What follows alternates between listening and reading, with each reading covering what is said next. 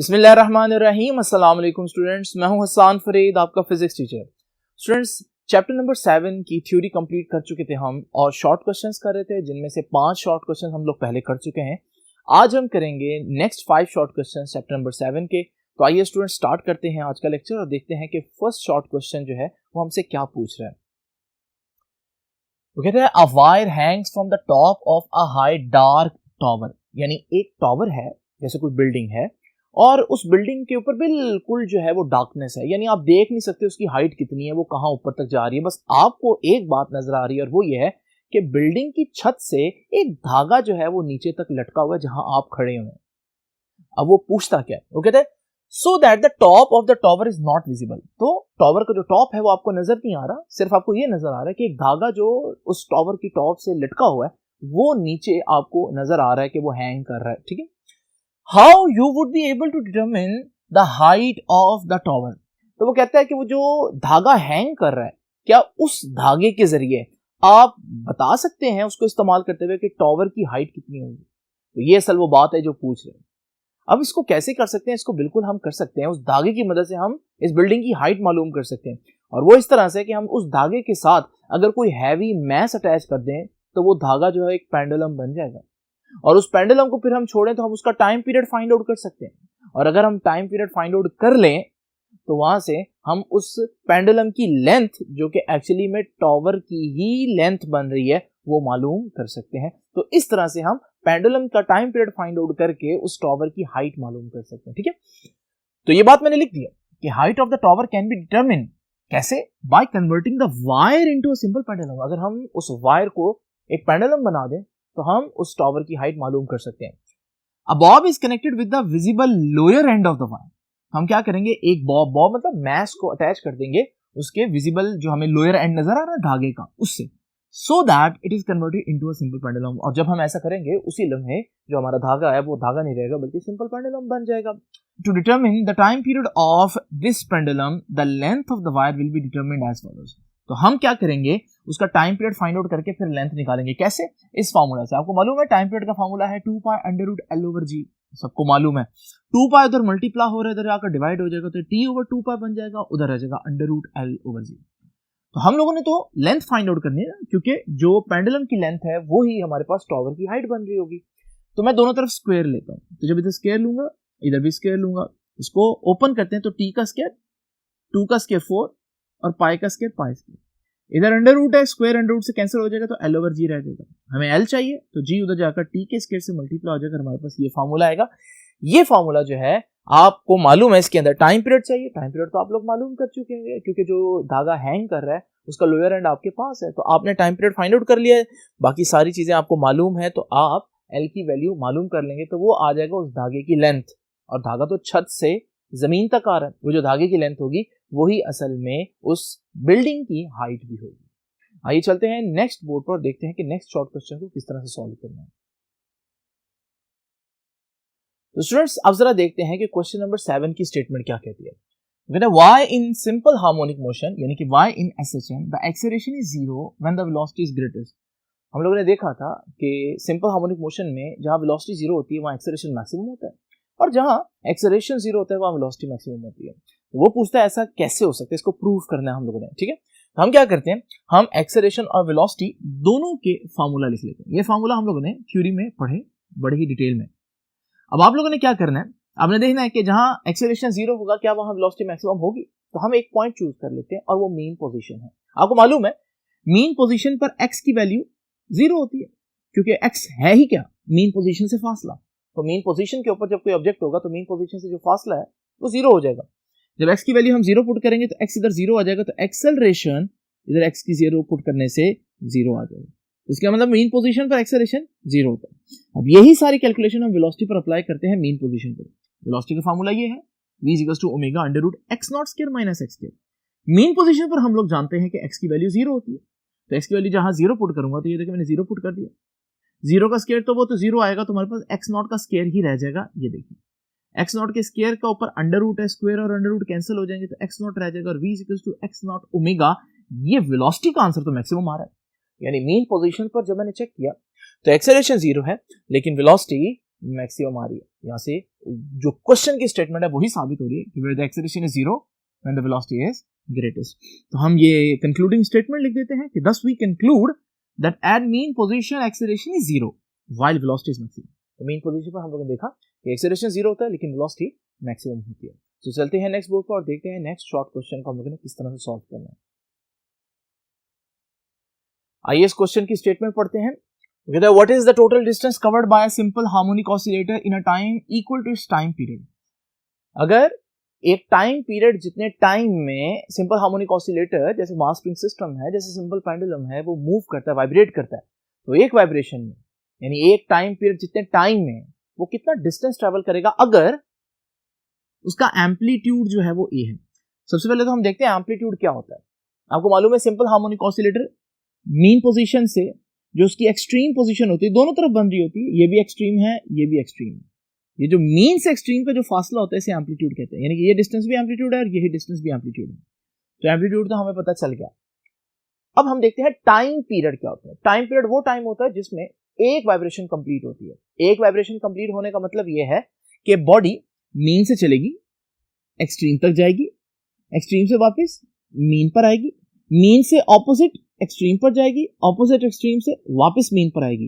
ये एक चक्कर कंप्लीट हुआ, ये एक वाइब्रेशन है और इसमें जितना टाइम लगेगा वो हमारे पास टाइम पीरियड है। तो मैं ये भी कह सकता हूं कि बॉडी ने एक वाइब्रेशन कंप्लीट किया। मैं ये भी कह सकता हूं बॉडी ने एक टाइम पीरियड जितने टाइम के लिए वाइब्रेट किया। एक ही बात है।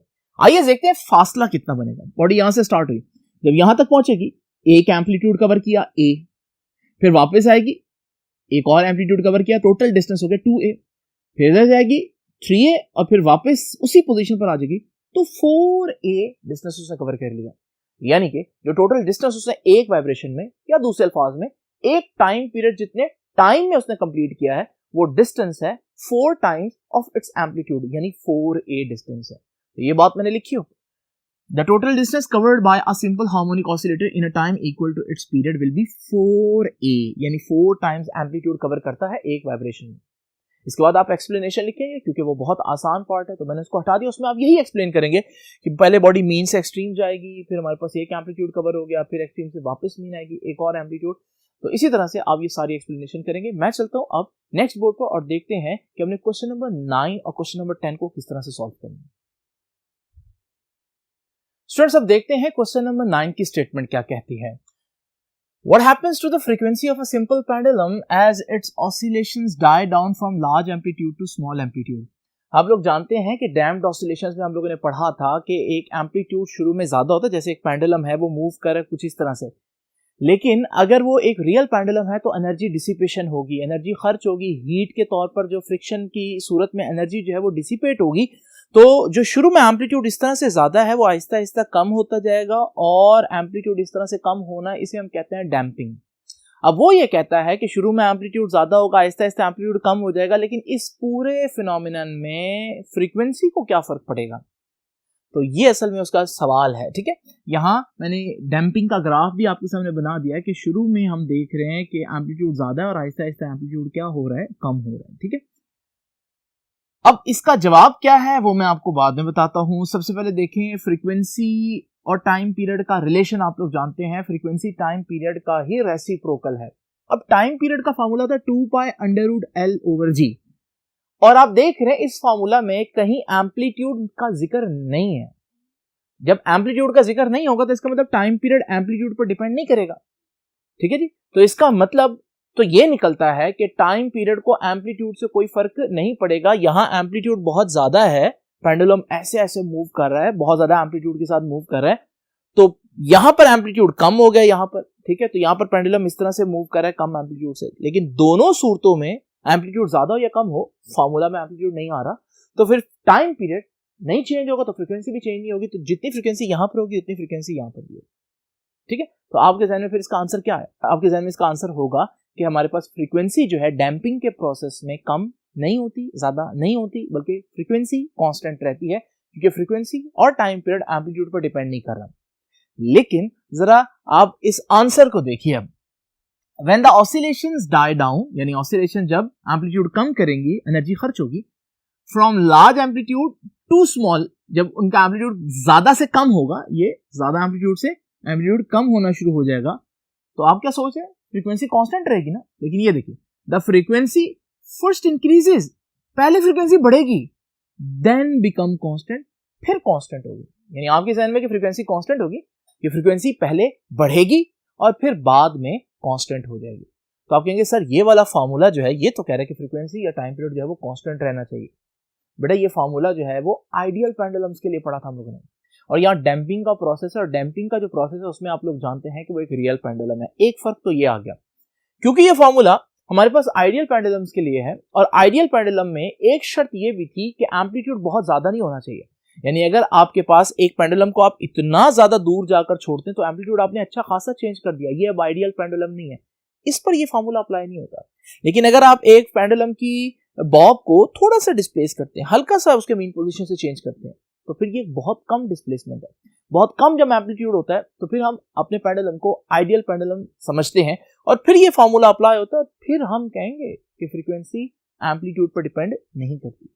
यानी हम कह सकते हैं अगर एम्पलीट्यूड छोटा हो तो फिर फ्रीक्वेंसी कांस्टेंट रहती है। और आप देख रहे हैं यहां एम्पलीट्यूड कम है, तो इसका मतलब एम्पलीट्यूड यहां कम है, तो इस पोर्शन के लिए मैं कह सकता हूं कि फ्रीक्वेंसी क्या रहेगी, कांस्टेंट। तो वो जो हम लोगों ने बात पढ़ी थी कि फ्रीक्वेंसी और टाइम पीरियड जब एम्पलीट्यूड पर डिपेंड नहीं करते, वो बात सही है, लेकिन वो इस पूरे डैम्पिंग प्रोसेस में सही नहीं होगी, क्योंकि वो बात तब एप्लीकेबल है जब एम्पलीट्यूड बहुत कम होता है। तो डैम्पिंग के एंड पर जब एम्पलीट्यूड बहुत कम रह जाएगा तब हमारे पास फ्रीक्वेंसी कांस्टेंट होगी। तो ये बात मैंने स्मॉल स्विंग्स के लिए, छोटे एम्पलीट्यूड के लिए, ये बात मैंने यहां लिखी है। मैंने लिखा for small swings the period of swing is approximately the same for different size swing. यानी अगर आपकी स्विंग छोटी है तो फिर आपका जो टाइम पीरियड है वो इंडिपेंडेंट है स्विंग के साइज पर। यानी आप कितना दूर जाकर, मिसाल देता हूं, जैसे सपोज करो 10 डिग्री से नीचे नीचे पेंडुलम आइडियल है, ठीक है, तो 10 डिग्री से नीचे नीचे फ्रीक्वेंसी एम्पलीट्यूड पर डिपेंड नहीं करेगी। यानी आप 2 डिग्री पर जाकर छोड़ें या 4 डिग्री पर जाकर छोड़ें या 6 पर छोड़ें या 8 डिग्री पर जाकर पेंडुलम को छोड़ें, फ्रीक्वेंसी सेम होगी, टाइम पीरियड सेम होगा, ठीक है। तो छोटी स्विंग्स के लिए जो एम्पलीट्यूड है वो स्विंग के साइज पर डिपेंड नहीं करता, ठीक है। For small swings the period of swing is approximately the same for different size swings, तो टाइम पीरियड सेम होगा, और टाइम पीरियड ही फ्रीक्वेंसी है ना, तो that is the time period is independent of amplitude, यानी टाइम पीरियड एम्पलीट्यूड पर depend ही नहीं कर रहा, therefore the frequency also remains constant. तो जब टाइम पीरियड कांस्टेंट रहेगा तो फ्रीक्वेंसी कांस्टेंट रहेगी, ये बात यहां के लिए। लेकिन जब हमारे पास एम्पलीट्यूड ज्यादा हो ना तो पेंडुलम आइडियल नहीं रहता, ठीक है। जब पेंडुलम आइडियल नहीं रहता तो फिर क्या होगा, लार्ज स्विंग्स के लिए क्या होगा, वो यहां लिखा मैंने, तो जरा देखिए, for larger amplitude the period increases gradually with amplitude since the time period is inversely related to frequency. Therefore, for larger amplitudes, the frequency is smaller, and as the oscillations die down from large amplitudes to smaller amplitude, the frequency first increase. ये देखिए, यहां पर larger swings के लिए, यानी इस वाले हिस्से के लिए, ये वाला हिस्सा, ठीक है, इस वाले हिस्से के लिए रूल और है, और स्मॉलर स्विंग्स के लिए ये वाला जो हिस्सा है इसके लिए रूल ऑन है। इसके लिए क्या है, इसके लिए है कि फ्रीक्वेंसी डिपेंड ही नहीं करती एम्पलीट्यूड, ठीक, फ्रीक्वेंसी एम्पलीट्यूड पर डिपेंड नहीं करती, ठीक है। तो यहां तो फ्रीक्वेंसी कांस्टेंट रहेगी, लेकिन जो लार्जर पोर्शन है इसमें रूल ये है कि फ्रीक्वेंसी का एम्पलीट्यूड के साथ इनवर्स रिलेशन है बेटा। यानी जितना एम्पलीट्यूड कम हो रहा है लार्जर स्विंग्स के लिए ना, जितना एम्पलीट्यूड कम होगा तो एम्पलीट्यूड कम होने से फ्रीक्वेंसी बढ़ेगी, क्योंकि इनवर्स रिलेशन, ठीक है। तो अब जरा पूरी बात को इकट्ठा समझते हैं। पेंडुलम शुरू में लार्ज स्विंग्स होंगी उसकी, तो शुरू में जब आहिस्ता आहिस्ता एम्पलीट्यूड कम होगा तो उसकी फ्रीक्वेंसी बढ़ेगी, तो पहले फ्रीक्वेंसी बढ़ी, और बाद में जब वो इस हिस्से में दाखिल होगा जहां एम्पलीट्यूड बहुत कम है तो फ्रीक्वेंसी कांस्टेंट हो जाएगी। तो फर्स्ट इंक्रीज कर रही है फिर कांस्टेंट हो जाएगी, यही बात तो मैंने लिखी थी स्टार्ट में, the frequency first increases then become constant, ये बात मैंने एंड पे भी लिखी है, the frequency first increases and then becomes constant for smaller amplitude. I hope ये क्वेश्चन आपको समझ में आ गया, ये थोड़ा सा ट्रिकी है इसलिए इसको दोबारा से देख लीजिएगा अगर आपको समझना है। तो अब चलता हूं नेक्स्ट बोर्ड पे और देखते हैं कि आखिरी शॉर्ट क्वेश्चन को हम लोगों ने कैसे सॉल्व करना है। तो आइए देखते हैं इस क्वेश्चन की statement. A singer holding a note of right frequency can shutter a glass, explain. ठीक है, अगर एक सिंगर एक खास फ्रीक्वेंसी की आवाज निकाल रहा हो तो वो एक ग्लास को तोड़ सकता है। वो कहता है ये बात कहां तक दुरुस्त है, और अगर है दुरुस्त तो इसकी क्या वजह है। देखें, सबसे पहले आपको समझना पड़ेगा कि रेजोनेंस क्या होती है। तो रेजोनेंस में आप लोगों ने पढ़ा था कि अगर एक बच्चा एक पिंग पर बैठा है और मैं उसको एक फोर्स लगाता हूं, वो यहां तक जाता है, जब वो वापस आता है मैं फिर दोबारा फोर्स लगा देता हूँ, वो और ऊंचाई तक जाएगा, और फिर मैं दोबारा फोर्स लगा देता हूँ और एम्पलीट्यूड बढ़ेगा और फिर एम्पलीट्यूड बढ़ेगा। तो ये जो प्रोसेस है इसे हम बोलते हैं रेजोनेंस। तो रेजोनेंस में क्या होता है, आप एक पीरियोडिक फोर्स अप्लाई कर रहे हैं जिसके नतीजे में एनर्जी बहुत ज्यादा एब्जॉर्ब हो रही है सिस्टम के अंदर, और हमारे पास आहिस्ता आहिस्ता एम्पलीट्यूड बढ़ता जाएगा। ये खास एक ऐसी फोर्स पर होगा जिसकी फ्रीक्वेंसी आपके उस पेंडुलम की या उस स्विंग की फ्रीक्वेंसी से मैच करेगी। यानी जब पेंडुलम वापस आएगा, एग्जैक्ट उस वक्त फोर्स लगाओगे, फिर वो एनर्जी एब्जॉर्ब करके और आगे तक जाएगा। तो ये दोनों फ्रीक्वेंसीज किस किस की, अप्लाइड फ्रीक्वेंसी, अप्लाइड फोर्स की फ्रीक्वेंसी, और जो पेंडुलम या स्विंग है उसकी फ्रीक्वेंसी, वो मैच करनी चाहिए। तो फिर हमारे पास रेजोनेंस होती है, एम्पलीट्यूड आहिस्ता आहिस्ता बढ़ना शुरू हो जाता है। अब जरा इमेजिन करें, मेरे पास एक ग्लास है, उस ग्लास को जब मैं हिट करता हूं तो वो जो आवाज आती है उसका मतलब है कि ग्लास की बॉडी भी वाइब्रेट कर रही है, जस्ट लाइक द स्विंग। तो उसके जो ग्लास है, जो शीशा है, वो वाइब्रेट कर रहा है, उसकी कोई ना कोई तो फ्रीक्वेंसी होगी। अगर मैं अपने साउंड में एक ऐसी फ्रीक्वेंसी जनरेट करूं जिसकी फ्रीक्वेंसी उसके साथ मैच हो जाए, तो वही काम होगा जो स्विंग के साथ हुआ था। तो जब मैं उसके सामने बोलूंगा तो ग्लास हल्का सा ऐसे वाइब्रेट करेगा, ठीक है, वो आम आंख से हो सकता है ना नजर आए, लेकिन अगर आवाज पैदा हो रही है तो इसका मतलब वाइब्रेशन तो हो रही है कहीं ना कहीं। तो अगर मैं वही फ्रीक्वेंसी से बोलता रहूंगा तो वो आहिस्ता आहिस्ता वाइब्रेशन एम्पलीट्यूड बढ़ता जाएगा। जब वाइब्रेशन का एम्पलीट्यूड बढ़ता जाएगा, एक वक्त आएगा कि वो एम्पलीट्यूड इतना बढ़ जाएगा कि ग्लास जो है वो शैटर हो जाएगा, टूट जाएगा। ठीक है, तो ये असल में सारी वजह है, इसको मैं पढ़ देता हूँ। Yes, it is possible for a singer to shatter a glass through resonance. तो किस फिनोमिना से हो सकता है ये? Resonance. We know that every solid body has certain natural frequency of vibration. हर एक बॉडी, ठीक है, उसकी अपनी एक खास वाइब्रेशन होती है depending upon elasticity, mass, shape and size. वो उसके साइज पर, शेप पर, मास पर, इलास्टिसिटी पर, वो बॉडी कितनी रिजिड है, इन चीजों पर डिपेंड करती है। A singer sings a note of a particular frequency and when its frequency of the note becomes equal, ये इंपॉर्टेंट बात है कि उसकी जो फ्रीक्वेंसी है वो बराबर होनी चाहिए, किसके? To the nature frequency of the glass, glass के मटेरियल की फ्रीक्वेंसी के बराबर होगी, तब resonance takes place. Due to resonance particles of the glass vibrates with larger amplitudes. This large amplitude vibrations may shatter the glass. ठीक है, तो ये लार्ज एम्पलीट्यूड हो जाएगा तो हमारे पास ग्लास जो है वो शैटर हो सकता है। तो स्टूडेंट्स, यहाँ हमारा ये क्वेश्चन कंप्लीट होता है। अब आपसे इंशाल्लाह मुलाकात होगी नेक्स्ट लेक्चर में, जिसमें हम करेंगे न्यूमेरिकल्स इस चैप्टर के। तो उससे पहले अच्छी तरह से फार्मूला वगैरह रिवाइज कर लें। आपसे इंशाल्लाह मुलाकात होगी नेक्स्ट लेक्चर में, तब तक के लिए अल्लाह हाफिज।